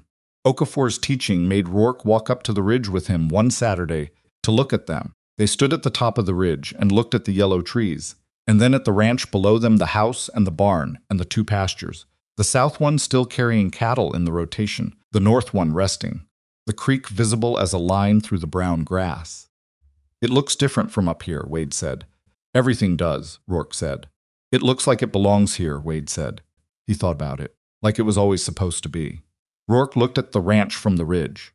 He thought about the man who had boarded a train in Dodge City with $4.60 and a canvas bag and 2 children and a plan that had collapsed before he'd finished his first cup of coffee in a new state. He thought about what it took to get from there to here, not the money or the work, though those were real, but the other thing.